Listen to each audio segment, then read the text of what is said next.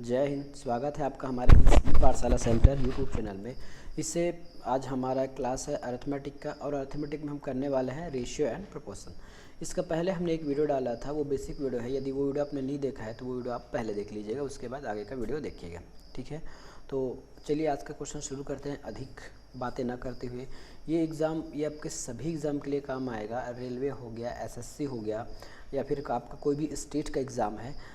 ये अभी हम क्या कर रहे हैं, प्रैक्टिस सेशन कर रहे हैं। इसके बाद क्योंकि हम छत्तीसगढ़ के जितने भी रेशियो प्रोपोर्शन से जो सवाल आए हैं वो हम आगे कंप्लीट करते जाएंगे।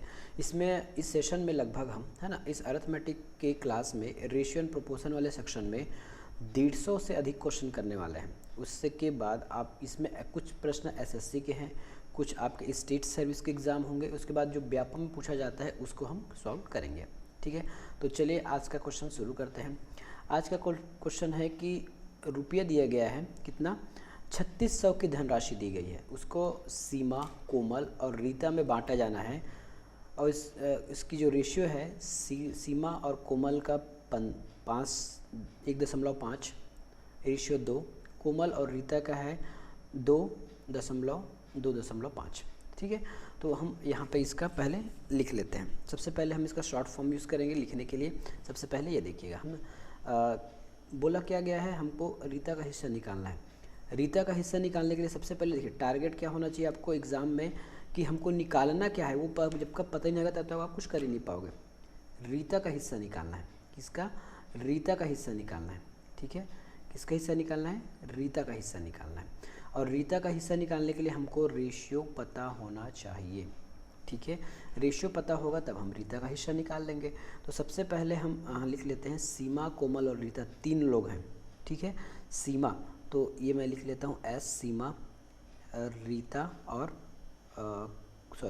कोमल बीच में है ना, तो सबसे पहले कोमल लिख लेते हैं। क्योंकि देखिए आपको ना लिखने में बहुत सावधानी बरतनी चाहिए। एग्ज़ाम में थोड़ा भी आप अगर आगे पीछे किए तो बहुत ही दिक्कत हो सकता है।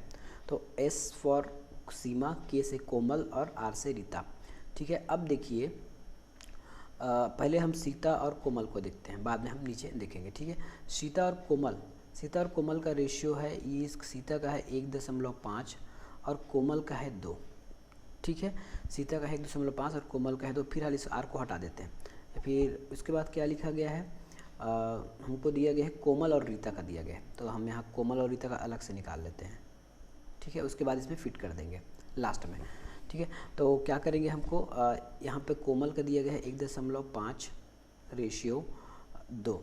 देखिए ये हमारा इंटीजर वाला पार्ट नहीं है, इसमें दशमलव आ गया। तो सबसे पहले हमको दशमलव को हटाना चाहिए। और मैंने ये बताया है कि आप सेम नंबर को जब रेशियो में गुना करते हैं तो रेशियो में कोई परिवर्तन नहीं होता, क्योंकि हमको डॉट हटाना है, पॉइंट हटाना है। तो सबसे पहले हम क्या करेंगे, यहाँ 2 का गुना करेंगे, ठीक है, और इस हिस्से में 2 का गुना करेंगे, ठीक है। तो क्या हो जाएगा, हमारा फ्लोटिंग पॉइंट हट जाएगा, इंटीजर में वैल्यू आ जाएगा। तो सीता का हो जाएगा हमारे पास 3 और कोमल का हो जाएगा 4, ठीक है। उसी प्रकार यहाँ 2 से गुना करेंगे तो कोमल का हो जाएगा 3, 1.5 का 2 गुना 3, और रीता का हो जाएगा 4, ठीक है। अब ये हो गया। अब हम इसमें वैल्यू पुटअप करना है सीता, कोमल और रीता के मध्य, ठीक है। सीता और कोमल का कितना है, तो सीता और कोमल का है 4, ठीक है। और कोमल और रीता का कितना है, तो कोमल का है 3 रेशियो ये 4। अब एक घर हमारा बच रहा है, तो क्या करना है, बोल दीजिए कि पड़ोसी को ताकने के लिए, तो पड़ोसी को ताकने के लिए यहाँ बैठा दीजिए, ठीक है। उसी प्रकार यहाँ पड़ोसी को ताकने के लिए यहाँ बैठा दीजिए। अब इसको गुना करते हैं। गुना करेंगे तो क्या होगा, 4 चौके 16 हो जाएगा, ठीक है। ये 4 तिया 12 हो जाएगा, ये 3 तिया 9 हो जाएगा। क्या ये आपस में कटने योग्य हैं क्या ये हमारे आपस में कटने योग्य हैं क्या? तो 4 चौके 16। एक मिनट, कहीं गलती थोड़ी की है लिखते वक्त? हाँ बिल्कुल गलती हुआ है, इसलिए हमसे थोड़ा सा मिस्टेक हुआ है ना। अब मिस्टेक क्या है, इसके लिए हमको पूरा वापस जाना पड़ेगा। मिस्टेक क्या हुआ देख लीजिए, हमने लिखते वक्त मिस्टेक किया, इसलिए वो वैल्यू कट नहीं रहा है, ठीक है। हमने लिखते वक्त क्या मिस्टेक किया था, ये देखिएगा, हमने यहाँ मिस्टेक कर दिया है, लिखते वक्त पूरा ही मिस्टेक कर दिया था। यहाँ पे देखिए यहाँ पे आपका कोमल का दिया गया है 2 और रीता का दिया गया है 2 5। ठीक है, हमने गलती लिख दिया था। प्रोसेस वही करना है, इसको 2 से गुना कर दीजिए और इसको 2 से गुना कर दीजिए, तो ये हो जाएगा आपका 3। ठीक है, ये हो जाएगा 4 और उसके बाद ये हो जाएगा 4 और रीता का हो जाएगा 5। अब हमारा रेशियो आ गया। अब हमको बैठाने की आवश्यकता नहीं है। याद रखिएगा, पहले क्या 3 बैठाते थे ना पड़ोसी को ताकने के लिए, अब आवश्यकता नहीं है, क्योंकि यहाँ 4 आ गया है कोमल का और यहाँ भी 4 आ गया है ना। तो अब आवश्यकता नहीं है, तो हम सीधा सीधा ये कह सकते हैं, है ना। अब मैं सीधा सीधा लिख रहा हूँ, ठीक है। अब मैं सीधा सीधा यहाँ लिख लेता हूँ कलर चेंज करके, ताकि आपको अच्छे से पता चले। तो हमको सीता का पता चल गया 3, ठीक है। कोमल का 4, यहाँ भी 4, यहाँ भी 4, इसलिए हमको और सॉल्व करने की आवश्यकता नहीं पड़ा। और रीता का है हमारे पास 5। ये ऐसा होना चाहिए ऑप्शन।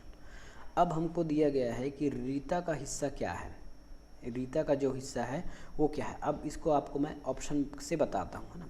ऑप्शन में इसमें ऑप्शन से नहीं चल पाऊँगा, क्योंकि ऑप्शन में सारे 5 से कटने वाला है। अगर ऑप्शन में 5 से कटने वाला नहीं होता तब मैं आपको ऑप्शन बताता, लेकिन इस क्वेश्चन में 5 से कटने के लिए सभी ऑप्शन दे दिए गए हैं। तो सब क्या करेंगे, हमारे पास टोटल कितना रुपया है, टोटल हमारे पास है 3600 रुपया है, ठीक है। और इन सब को टोटल करने पर हमको क्या मिलेगा, ये हो गया 5 4 9 और 9 और 3 होता है 12, ठीक है। 5 4 9 9 3 12 होता है। तो ये भी टोटल और ये 3600 भी टोटल। अब हम इसको एक रेशियो का वैल्यू निकालेंगे, तो ये हो जाएगा 12 कम 12 12 24 12 तिया 36, तो ये हो जाएगा 300 रुपया। एक रेशियो का वैल्यू आ गया 300 रुपया। हमको रीता का हिस्सा निकालना है। रीता का हिस्सा रेशियो में कितना है, रेशियो में इसका हिस्सा है 5, ठीक है। रेशियो में इसका हिस्सा है 5, तो रीता का हिस्सा क्या हो जाएगा, 5 गुना 300, ये हो जाएगा 5 तिया 1500, ठीक है। ये हो गया 5 तिया 1500। तो रीता का हिस्सा आ गया। उसी प्रकार आप सीता का निकाल सकते हैं, कोमल का निकाल सकते हैं, जिसका चाहे उसका आप हिस्सा इसमें निकाल सकते हैं, ठीक है। तो इसमें रीता जी का हिस्सा कितना था, ये हमने निकाल लिया। अब चलते हैं नेक्स्ट क्वेश्चन के पास। नेक्स्ट क्वेश्चन क्या है देखिएगा। नेक्स्ट क्वेश्चन दिया गया है ए रेशियो बी, दो ए बी का रेशियो है 2:1, बी सी का है 2:1, सी डी का है। Simple question. यहाँ पे आपको ए बी सी डी पूछा गया है, तो हम सबसे पहले यहाँ लिख लेते हैं ए बी सी डी को। तो ये हमें लिखेंगे A ratio B ratio C ratio D. अब जो क्वेश्चन दिया गया है उसको लिखते जाइए। ए बी का रेशियो दिया गया है 2 3, ठीक है। तो ये हो जाएगा आपका, सीधा सीधा लिखिएगा ना, लिखते वक्त बस ध्यान दीजिएगा, ये 2 1, ठीक है। 2 1 ए बी का है। उसके बाद लिखा गया है बी सी का, तो बी सी का है 3:1, बी सी का है 3:1।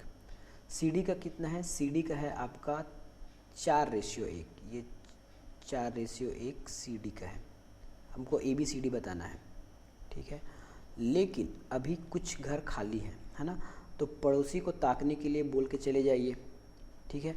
यहाँ पे ये खाली है, ये खाली है, तो इसका निकटतम पड़ोसी कौन है, सीधा वाला 1, तो यहाँ भी 1 फिल कर दीजिए।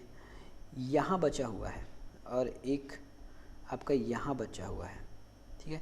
तो इसका निकटतम पड़ोसी 1 है, इसको भी यहाँ बैठा दीजिए, ठीक है। फिर से देखिए थोड़ा सा कन्फ्यूज़न हो रहा है। कन्फ्यूज़न कुछ नहीं, बस लिखने में मुझे थोड़ा, मैं सीधे से लिख नहीं पाया, इसलिए कन्फ्यूज़न हो रहा होगा। ये देख, है ना। इस सिद्ध में कौन है, देखिए इस सिद्ध में कौन है, 1 है, तो 1 को पूरा आगे तक बढ़ा के लिख दीजिए, ये इसका पड़ोसी हो गया।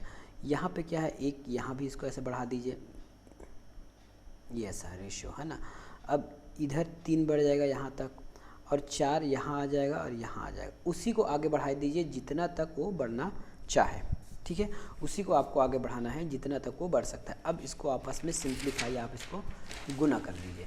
गुना करेंगे तो क्या आएगा, ये 1 है पूरे, है ना, ये 1 है ना, लास्ट में ये तीनों 1 है, तो ये हो जाएगा 1, ये हो जाएगा 1, ये हो जाएगा 4, ये हो जाएगा 4 तिया 12, तो ये हो गया आपका 12, ठीक है। और ये हो जाएगा 4 तिया 12 12 दूनी 24, ठीक है। तो क्या आया, ए का आया 24, बी का आया 12, सी का आया 4 और डी का रेशियो आया 1। इसको और सिंप्लीफाई नहीं कर सकते क्योंकि हमारा मिनिमम वैल्यू 1 आ चुका है, 1 से नीचे कोई भी रेशियो नहीं जाएगा, ठीक है। तो यही हमारा फाइनल वैल्यू हो गया। ऑप्शन में अगर मैंने तो वैसे ऑप्शन यहाँ नहीं दिया है, अगर ऑप्शन दिया होता तो यही वैल्यू दिया होता, ठीक है।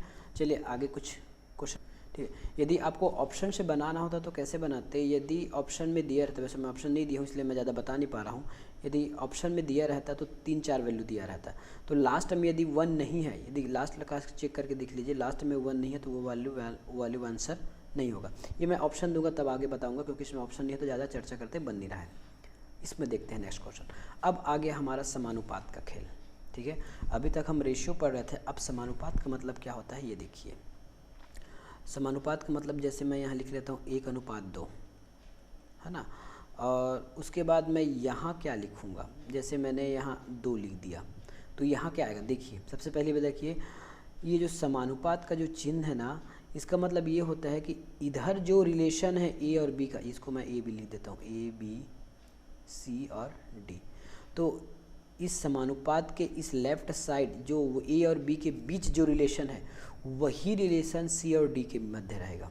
क्या कहा मैंने, समानुपात के जो लेफ्ट साइड है ना, ए और बी के बीच में जो रिलेशन स्थापित हुआ है वही रिलेशन सी और डी के बीच में होना अनिवार्य है या फिर होता है, ऐसा कहें, ठीक है। पहला ये आपका लॉजिकल पॉइंट है, इसको पहला ऐसा बना सकते हैं। तो देखिए ए और बी के बीच क्या इस संबंध स्थापित है, तो ए का 1 है वैल्यू और बी का 2 है, मतलब जस्ट डबल, ठीक है, जस्ट डबल।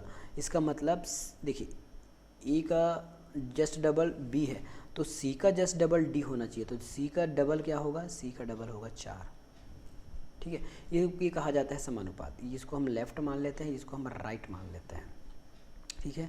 तो लेफ्ट हैंड साइड जो रिलेशन बनेगा वही रिलेशन, चाहे वो गुना का हो, भाग का हो, माइनस का हो, जो कहना का हो, है ना, वो आपके नेक्स्ट लेवल या फिर नेक्स्ट राइट साइड भी वही होगा। अब देखिए जो ये तो आप लॉजिक से कर सकते हैं, यदि कोई लॉजिक से नहीं करना चाहता है उसके लिए क्या है ये देखिएगा, जो लॉजिक से नहीं करना चाहता है वो देखिएगा। फिलहाल तो मैंने यहाँ 4 लिख दिया है, मान लेता हूँ इसके जगह अगर x रहता है ना, कोई अचर वैल्यू रहता है, चर वैल्यू रहता है x या अचर वैल्यू जो भी है, तब उसको मान कैसे निकालते हैं, तो याद रखिएगा जो लास्ट का जो गुना है वो लास्ट के साथ होगा और जो अंदर का गुना है वो अंदर के साथ होगा। या इनकेस मैं यहाँ क्या बोल सकता हूँ, a इंटू डी बराबर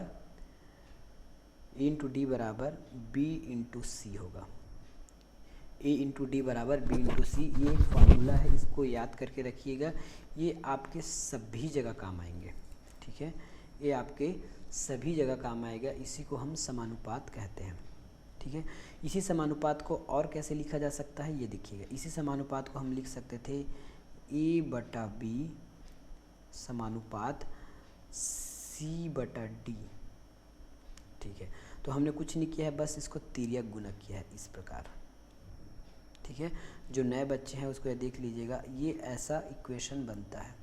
आप चाहें तो इस इक्वेशन पे भी मान रख कर आंसर ला सकते हैं। जैसे ए का वैल्यू क्या है, ए का वैल्यू है 1, डी का वैल्यू हमको निकालना है तो हमने यहाँ x लिख दिया, बराबर बी का वैल्यू क्या है, बी का वैल्यू है 2 और सी का वैल्यू भी 2 है, तो x का बराबर हो गया 4, वही हमने यहाँ लिखा है देखिए, ठीक है।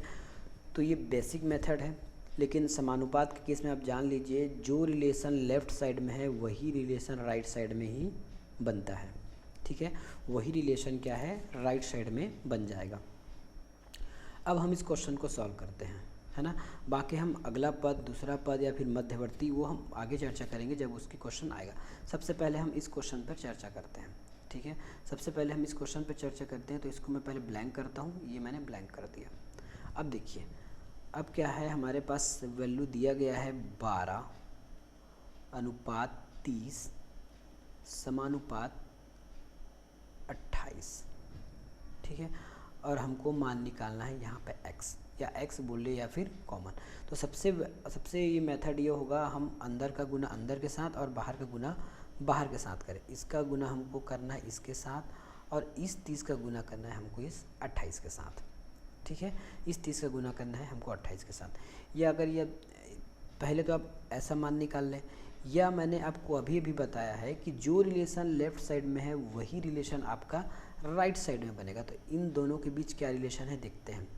ठीक है, 12 को यदि मैं 12/30 भी लिख सकता हूँ। काटूंगा तो कैसे काटूंगा, देखिए काटने के बाद देखता हूँ, इसको मैं हाफ़ करूँगा तो ये 6 हो जाएगा और ये 15 हो जाएगा। अगर और काटूंगा तो ये हो जाएगा 3 दूनी 6 और 3 पंचे 15। ठीक है, 3 दूनी 6, 3 पंचे 15। कहने का मतलब ये जो है 2:5 में है। ठीक है, 2:5 में है, 2:5 में। इसका मतलब ये है ना, यदि मैं इसको ए बोलता हूँ, ये बी है, ये सी है और डी है, तो ये जो मैंने ए बी को जो बांटा है, ठीक है, ए बी को यदि मैं बांटता हूँ, क्या करता हूँ, यदि मैं ए बी को बांटता हूँ तो 2:5 में, तो निश्चित रूप से सी और डी जो है 2:5 में ही होगा। ठीक है, लॉजिकल बनाएंगे तो वो 2:5 में ही होगा। ठीक है, अब अनुपात में दिया गया है तो अनुपात में इसका वैल्यू 2 है और रियल में 28 है। एक वैल्यू का निकालेंगे तो क्या हो जाएगा, एक का वैल्यू निकालेंगे तो ये हो जाएगा 14। ठीक है, एक का वैल्यू 14 हो गया। अब हमको डी का मान निकालना है। ठीक है, एक का वैल्यू पता चल गया, अनुपात में 5 है, डी का वैल्यू अनुपात में 5 है, तो ये हो जाएगा 14, एक मिनट है ना, ये हो जाएगा 14 गुना 5 हो जाएगा। ठीक है, क्या हो जाएगा, यदि हम डी का वैल्यू निकालेंगे, ठीक है, मैं अब डी का वैल्यू निकाल रहा हूँ, तो ये हो जाएगा हमारा 14 गुना 5। ठीक है, 14 गुना 5, तो ये हो जाएगा 70। वो हमारा है ऑप्शन नंबर डी पे। ये हमारा ऑप्शन नंबर डी आ गया आंसर। ये आपको लॉजिकली मैं बता रहा हूँ तो आपको स्लो बता रहा हूँ, लेकिन आपको फास्ट तरीके से यदि एग्ज़ाम में क्रैक करना चाहते हैं तो ऐसा निकालेंगे। ठीक है, जिसको लॉजिकल वे से बनाना है या फिर जिसको पुराना मेथड से बनाना है वो क्या करेंगे ये देखते जाइएगा। मैं बाकी रिप्लेस कर रहा हूँ इसको, है ना। यदि जिसको पुराने मेथड से बनाना है वो क्या कर सकते हैं ये देखिएगा। पुराने मतलब जो परंपरागत मेथड है। ठीक है, परंपरागत मेथड वाले कैसे बनाएंगे ये देखते रहिएगा। परंपरागत मेथड बनाना है तो वो कैसे बनाएंगे इसको देखिएगा। सबसे पहले हम यहाँ क्या करेंगे, 12 का गुना बाहर वाले के साथ होगा तो 12 गुना हो जाएगा आपका x बराबर 30 गुना 28। ठीक है, अब x की वैल्यू निकालना है तो इस 12 को इधर ले आइए, इस 12 को इधर ले आएंगे तो ये भाग के रूप में होगा। अब इसको आप सॉल्व करेंगे तो भी वही आंसर आएगा।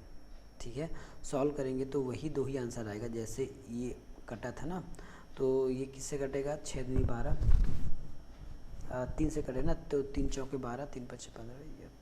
ठीक है, ये बार 6 से कटा तो 6 दूनी 12 और ये हो गया 15। 2 से काटे तो 3 से काटे तो ये पल चला जाएगा 3 दूनी 6 और 3 पंचे 15। ठीक है, यही हुआ।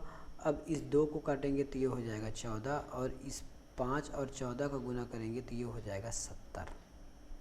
ठीक है, तो ये हमारा आंसर है ना। जो लॉजिकल वे में करना चाहते हैं वो लॉजिकल वे में कर लीजिए, जो अगर कुछ बुद्धि लगा के बनाना चाहते हैं वो बुद्धि लगा के बना सकते हैं।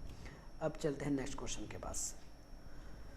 सेम वही क्वेश्चन रिपीट हुआ है, सेम वही पैटर्न। तो हमको यहाँ दिया गया है 16:24:15 समानुपात है ना, याद रखिएगा समानुपात है।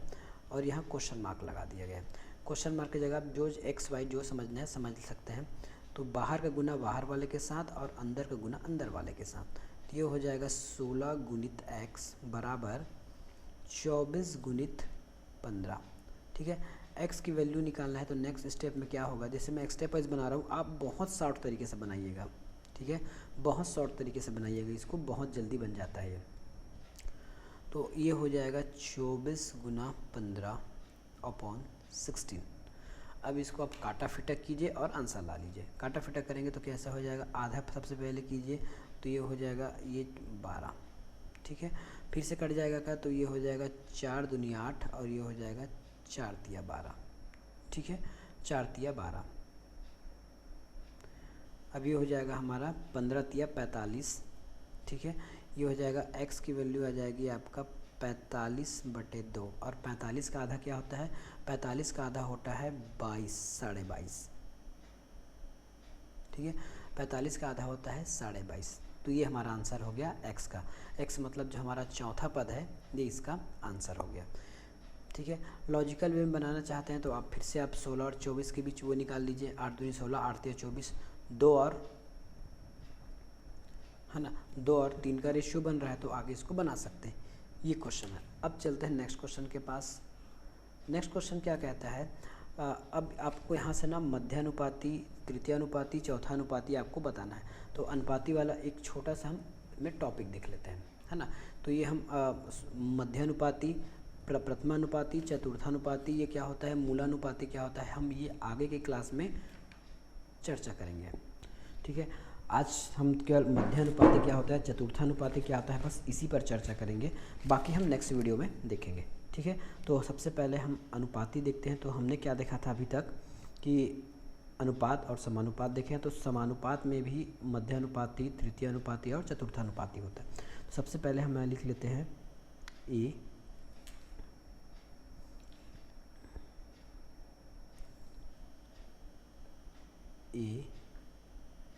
बी, ये हो गया आपका सी और ये डी। इसी को हम बोलते हैं अनुपात। तो ये हो गया पहला, ये दूसरा, ये तीसरा और ये चतुर्था। ठीक है, इसी को हम बोलते हैं अनुपात।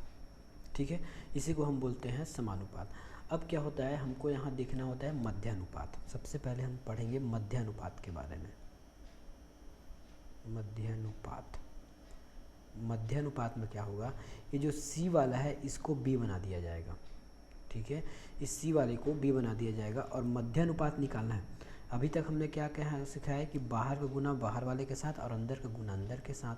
तो बाहर का, अंदर का गुना अंदर मतलब बी का गुना बी के साथ अंदर वाला, बराबर बाहर का गुना बाहर वाले के साथ। तो ए इंटू डी हो गया है।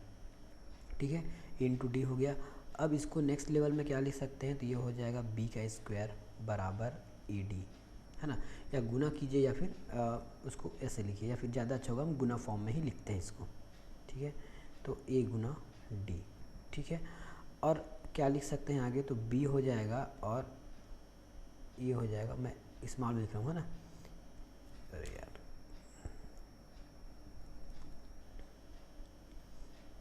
ये हो गया अंडर रूट ए गुना डी।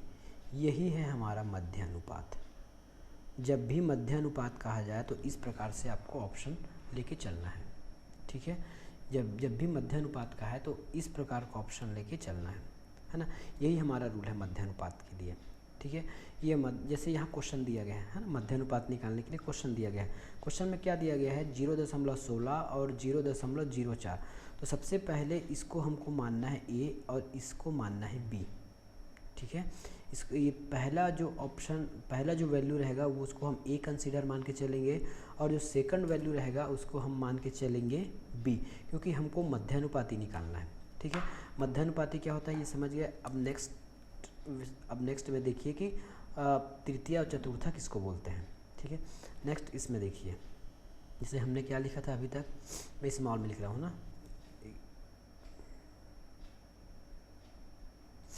दूसरे कलर में लिखते हैं ताकि ज़्यादा खिलेगा, ऐसा। तो ए बी, ठीक है, समानुपात सी और डी, ये अभी तक हमने यही सीखा है, पहला, दूसरा, तीसरा और चौथा। अब हमको देखना है कि तृतीय अनुपाती क्या होता है। ठीक है, अब हमको ये समझना है कि तृतीय अनुपाती क्या होता है। अब हम इसमें समझते हैं कि तृतीय अनुपाती किसको बोलते हैं। तृतीय अनुपात क्या होता है ये देखिएगा, है ना। अभी फिर से हम उसको ऐसे बी बना देते हैं। ठीक है, अब तृतीया देखिए, ये एक हो गया तो इसको मानते हैं एक सेक्शन, ये 2 सेक्शन और ये तीसरा सेक्शन। ठीक है, तो 1, 2 और 3। ठीक है, तृतीय अनुपाती का मतलब होता है ये अंदर वाले का गुण अंदर के साथ और ये इसके साथ। इसको हम तृतीय मानेंगे तो इसको हम x मान लेते हैं, d मान लेते हैं। ठीक है, यदि हमको तृतीय अनुपाती निकालना है, d निकालना है, तो अंदर का गुना अंदर, बाहर का गुना बाहर, ये हमने अभी तक सीखा है। ये हो जाएगा b इंटू बी, ये हो जाएगा AD। मैं एक कुछ स्मॉल में कुछ ये में रहेगा, आप इसमें वो मत समझिएगा, है ना, लिखते समय मेरे से हो गया होगा ऐसा। हमको d निकालना है तो d को हम यहाँ स्टोर रखते हैं और b² बटा a, ये है हमारा तृतीय अनुपाती, ठीक है। यह है हमारा तृतीय अनुपाती क्या है, डी बराबर या तृतीय अनुपाती बराबर बी का स्क्वायर और ए, बी का स्क्वायर और बी स्क्वायर अपॉन ए, ये हमारा तृतीय अनुपाती है। एक लास्ट होता है चतुर्थानुपाती, वो क्या होता है ये देखिए। चतुर्थानुपाती के लिए हमको क्या करना है, हमको इसमें 3 वैल्यू दिया रहेगा। यदि ऑप्शन में अगर यदि क्वेश्चन दिया जाएगा तो हमको उसमें 3 वैल्यू दिया जाएगा ए बी सी। इसमें हमको चतुर्थानुपाती निकालना कहेगा, है ना। चतुर्थानुपाती निकालने के लिए हमको क्या करना होगा, लास्ट की वैल्यू निकालनी है। लास्ट की वैल्यू कैसे निकालनी है, ये देखिए। चतुर्थानुपाती वो जब भी देगा ना तो ए बी सी डी अलग अलग देगा, याद रखिएगा, है ना। जब भी चतुर्थानुपाती कहेगा ए बी सी डी के लिए निकालने को कहेगा और इस तीनों का वैल्यू दिया रहेगा, बाकी हमें इसको डी को निकालना है। तो ये तो सिंपल है, डी को कैसे निकालना है ना। ये बाहर का गुना बाहर वाला ए डी बराबर बी गुना सी। अब क्योंकि डी निकालना है तो ए को इधर पक्षांतर कर दीजिए, ये लिए, है ना। तो ये हो गया हमारा, ठीक है। अब इसको हम शॉर्ट फॉर्म में समझते हैं लास्ट में कि ये कैसा हो सकता है। सबसे पहले हमने क्या देखा, मध्यानुपाती। मध्यानुपाती का मतलब होता है अंडर रूट के अंदर a इंटू बी, ठीक है। अब उसके बाद है थर्ड प्रोपोर्शन, ठीक है। थर्ड प्रोपोर्शन हमने क्या सीखा है, तो थर्ड प्रोपोर्शन हमने सीखा है बी स्क्वायर अपॉन ए, ठीक है। इसके बाद हमने सीखा है फोर्थ प्रोपोर्शन। फोर्थ प्रोपोर्शन हमने क्या सीखा, बी सी, है ना, बी सी, ये हमने सीखा है बी सी अपॉन ए। तो ये इतना आपको याद रहना चाहिए, ठीक है। उसके बाद आपको अनुपात और समानुपात के क्वेश्चन बनने शुरू हो जाएंगे। तो बाकी हम नेक्स्ट वीडियो में देखेंगे कि मध्यानुपाती को कैसे सॉल्व करना है, किसको ए मानना है, किसको बी मानना है, किसको डी मानना है, क्या मानना है, हम आगे के क्वेश्चन में समझेंगे। तब तक के लिए धन्यवाद।